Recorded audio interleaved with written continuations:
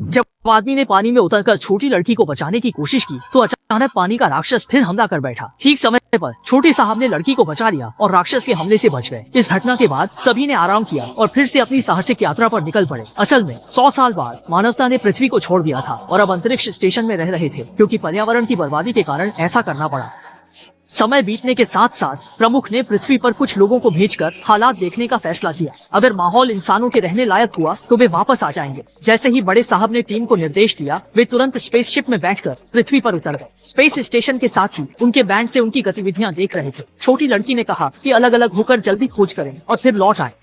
चर्चा के बाद लड़की ने छोटे साहब और अन्य के साथ गहराई में जाने का फैसला किया। जब साथी सोच रहे थे कि जंगल में जानवर क्यों नहीं है, तब अचानक छोटी सी लड़की ने कुछ देखा। थोड़ी दूर पर एक छोटा हिरण था। सभी को पृथ्वी पर लौटने का विश्वास हो गया था, लेकिन आगे बढ़ते हुए सभी को बहुत गर्मी लग रही थी। छोटी सी लड़की ने पानी में नहाने का सुझाव दिया और इस तरह से शुरुआत की घटना घटी।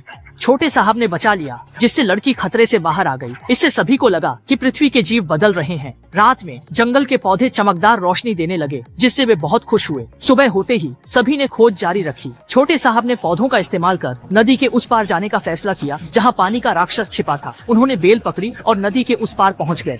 जब सब तैयार थे, तभी एक लंबे बालों वाला जीव आया और छोटे साहब को गिरा दिया। सब हैरान थे कि यहाँ और भी लोग हैं। इससे पहले कि साथी कुछ समझ पाते, राक्षस आदमी को खींच ले गया। हाथ के बैंड पर अलार्म बजा, जो अंतरिक्ष स्टेशन तक पहुंच गए। प्रमुख ने तुरंत टीम को छोटे साहब की जगह बताई। जब साथी पहुंचे तो देखा लड़का पेड़ से बंधा था। जब साथी उसे बचाने आगे बढ़े तो अचानक जाल में फंसने वाले थे। अगले ही पल एक काला तेंदुआ अचानक हमला कर बैठा। ठीक समय पर छोटे साहब ने अपनी छोटी बंदूक निकालकर उसे मार गिराया और सफलतापूर्वक छोटे साहब को बचा लिया। सभी ने महसूस किया कि समय के साथ पृथ्वी पर भयानक राक्षस विकसित हो गए हैं। साथ ही छोटे साहब को वापस अंतरिक्ष स्टेशन ले गए और प्रमुख को सारी घटना बताई। कहानी के अंत में सभी ने मिलकर उनकी खोज से रहने योग्य ग्रह मिला, जहां वे शांति से रहने लगे। इस तरह कहानी समाप्त होती है।